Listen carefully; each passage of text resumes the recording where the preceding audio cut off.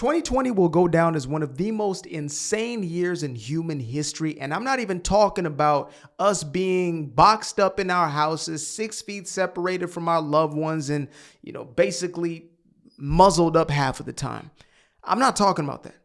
I'm talking about what happened as a direct byproduct of a scam known as BLM. I'm talking about the racism industrial complex, i.e., the race grievance industry. Folks, when I tell y'all that white guilt skyrocketed in ways that I had never experienced. And I grew up in the Bay, so I saw my fair share of white guilt. I had my fair share of interactions with individuals who are trying to alleviate themselves of some of that white guilt. And therefore they would, try to affiliate with me. They try to have conversations with me or tell me of how hard my life was, those sorts of things. But 2020, I'd never seen anything like it. Anything like this. Now, what brought this back to consciousness is this video that has resurfaced from the year 2020. I don't know if y'all remember this, but let me go ahead and just play it out. We know he's God and he no longer can be here. In honor of his legacy, we're not rioting, God. We're not shaming anybody, God. We're just humbling ourselves before you. Yes, Lord. You brought the thunder and rain today, God. Folks, I didn't even realize this was a man praying. So you are bowing down to another man. Then you are praying to God. And why are you bowing to that man? Is it because he is a representation of God? No, it's because you were told that you, a white man, are not valid. That your humanity does not matter because of what your perceived ancestors did. Because let's get real about this conversation. If we were to go back into everybody's lineage, who was it that really did what? If we want to go directly to somebody's grandpappy, do we want to face the reality that it was a very small percentage of men who were even wealthy enough to own, quote unquote, another human being?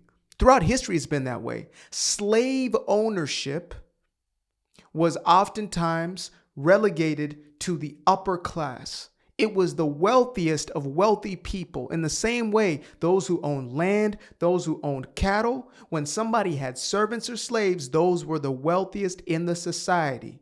The rest of that society would have been peasants, at least in comparison. So if we really want to get down to it, I can almost guarantee that 80% of these white folks kneeling right here didn't even have an ancestor. So this dude looks like he's Belgian. This dude right here might not even, Lord have mercy. Some of these dudes just got there from Norway. This right here, folks, was the year 2020. You can tell because you still see some of the muzzles in the background. Can you believe that? This is how bad it got. And this is the craziest thing for me is that it skyrocketed, but that does not mean that it had this some sort of plateau, then it, basically shot down. No.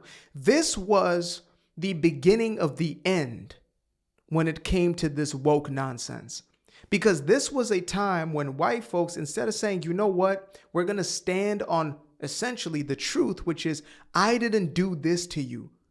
I am not a racist. I don't have those beliefs, but instead, you are calling me a racist because I'm white. I would have said, no, absolutely not. I'm not going to accept that.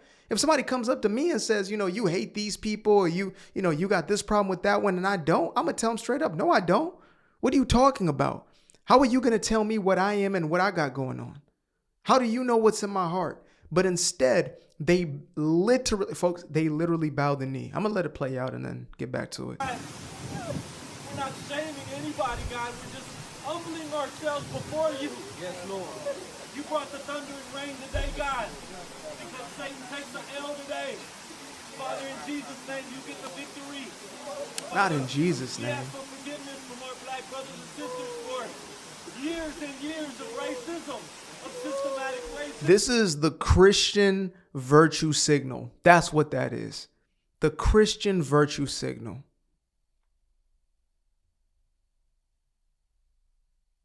I apologize when I'm wrong. I really do.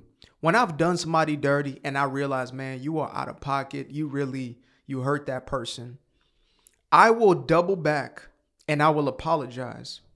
If I have the opportunity, if they're still alive, I will apologize. If, Lord have mercy, get that out the shot. If they're still alive, I will apologize. If they're not, then I will still in my heart of heart ask for that forgiveness. And forgiveness is not guaranteed, but at the very least, I can let the thing go, right? And I can correct course. If I did not do the crime, I am not going to do the time. If I did not do whatever it was, I'm not going to bow the knee because I want to make somebody else feel comfortable in whatever their paradigm, their own perception of reality is. I'm not built like that. You understand me? I'm not about to apologize. That's why I'm not about to apologize for what another black man did to a white man, a white woman. I'm not about to apologize for that. I'm not sorry for that because that wasn't me. That has nothing to do with me. You might want me to apologize. Might want me to give you some form of reparations for what that black man did to that white man, but that wasn't me. I had nothing to do with that. I do not deserve to pay for the sins that I did not commit. When it's all said and done and this life is wrapped up and we have to give an account for our own life, I'm not going to have to account for my granddaddy or great granddaddy. Because if I did, I would have a lot to make up for.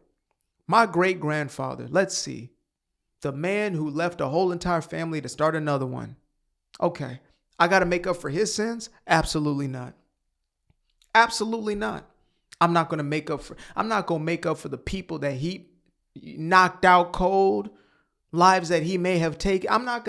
None of it. For the words that he spoke over people and the curses that he put upon people. But I'm not going to take any of that. And it's so wrong for you to put that type of pressure on anybody. It's so wrong for me to put that type of pressure on anybody. But yet this is what it was, because white guilt is at the epicenter of the entirety of this so-called woke movement. And some folks like to argue this woke thing. You can be awake, but to be woke is something completely different. Woke is an illusion. Somebody said it best in my comment one time. What did they say? They said that it's like a 1984 almost, it's like this coded language and wording. It's, I forget the exact thing, but they basically stated how woke is the word that is used to make you feel as if you are awake, but it's really the counter. It's really the opposite, because those who presume themselves or see themselves to be woke are oftentimes the ones who are given over to the system itself, the establishment itself. And so this is woke right here. They are virtue signaling. They're using this as, it's really actually self-centered. If I really want to get down to it, it's really actually selfish. They want to be seen in this moment. Like, a few of them will have genuine white guilt, but even them, they're just looking to eradicate it from their system. They're like, man, I feel bad. I feel guilty. How do I get rid of it? Let me be a part of this damn charade. As far as me, I'm not going to feel a damn way about it. I'm not going to feel any sort of way. I don't feel bad for what somebody else did. I'm sorry of what you maybe had to go through. And guess what? It's not only that they didn't do it necessarily, but it's the fact that they're not the ones who went through it. I guarantee, this is probably the oldest brother in the group, at least in the front row. I guarantee you that this brother right here, they did not go through Jim Crow. And I'm talking about go through Jim Crow, like great grandmama, great granddad. They did not go through slavery. They did not. Now, you could say the ramifications, you could say the byproducts, you could say that, essentially some of the generational traumas that were carried forward. Guess who else has generational trauma? Every single one of these folks, likely. Because that's the human condition, you see. Every single one of them folks, likely. Because that's what it is, unfortunately, to be human at this very moment in time in history. Many people are carrying the burdens and the weight of those who came before them. And it is our job and our work to obviously correct and to heal from those things, etc. But it's not our job to bend the knee to somebody else to say, I'm sorry for what somebody else did and do to you, actually, to yourself. Likely the biggest problems that all these individuals have came from somebody who looks just like them. Their mama, their daddy, somebody in the household who wasn't in the household. That's who was likely the perpetuator of most of their biggest traumas in life, was somebody who looked just like them. In the same way, these ones, it was likely the exact same. They tell us that white supremacy is the biggest problem, that white supremacists are the biggest enemy right now. Really? Then why is it that a majority of these acts of violence are coming from the so-called far left?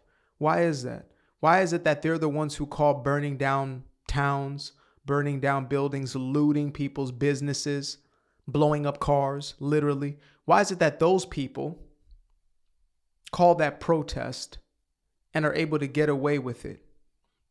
But then if there is any semblance of protest on the other side, that is seen as extremism, white supremacy, etc. A black man takes a white man's life, or a black boy takes a white boy's life. It's self-defense. White boy takes a black boy's life. It's a hate crime. It's a race crime. Can y'all make that make sense for me? Can y'all make that make sense for me? Because there must be something I'm missing in this entire equation. And yes, I am going to continue to speak on these things because I know that there are folks who are afraid to call this out for exactly what it is. They're afraid because they've been cornered into that little nook. Just in the same way that I speak for, the young black boys and black girls who felt that they didn't belong. They felt like they were outsiders and were, essentially not one of the group. And they were ostracized because they're different, and different just meaning themselves, as opposed to be given over to this ghetto ideology and the mentality and being thugged out, being street, being hood. They were the Carlton as opposed to the quote unquote Fresh Prince. I speak out for them in the same way I speak out for folks all across the planet who are going through what they're going through in a real way. If I was here back in the 1960s, 50s, 40s, it will be very evident as to what I would be speaking to and towards. The Democratic plantation that continues to suppress black folks and looks to dehumanize them as they have hundreds of years prior. That's what I would be speaking on. But today it's pretty evident and obvious that there is a full-blown attack, a full-blown mental, psychological, societal attack where it's become okay to be racist towards white folk or anti-white or whatever the hell it is, and to get away with it. That's the wrong direction. Don't y'all understand that if you allow for that, it's only going to create the very same thing for you. Anything you allow for another is going to come back a ricochet for you. So you must be in defense of everybody. They say that, an injustice for one, injustice for all, right? That's one of the statements that is used by those on the left. So an injustice for one is an injustice for all, which means the white folk that you're doing what you're doing to, just as much as the black folk that you're doing what you're doing to, you're going to have to pay for that at some point. It's still injustice at the end of the day. So again, this was unfortunate to really see because this actually pushes it backwards. This is to affirm and say, yes, you are victims to your history that actually we did not create, as opposed to saying, how do we move forward? That's what our ancestors did. That's what they did. After apartheid, it was for some to say, how do we move forward and build? After Jim Crow, how do we move forward and build? After slavery, how do we move forward and build?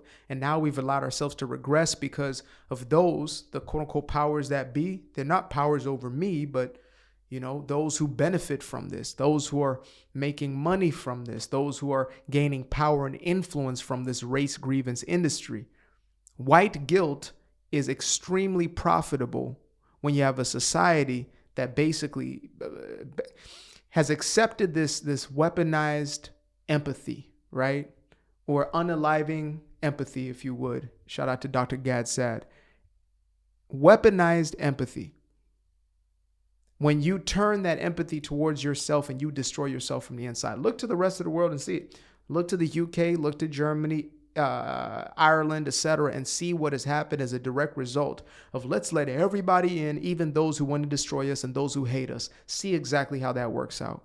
I appreciate you guys for tuning in. Now, if you'd like to stay around, make sure to click that little subscribe button down there, or you can show some love by going to the description below and clicking on the button titled Buy Me a Coffee. Leave a little something there, or click on the Cash App. Leave a little something here. Till the next time, peace. I fell in love with the sunshine. I fell in love with the light. I fell in love with the full moon. I fell in love with the night. I can see the light again. I can see the light. You can see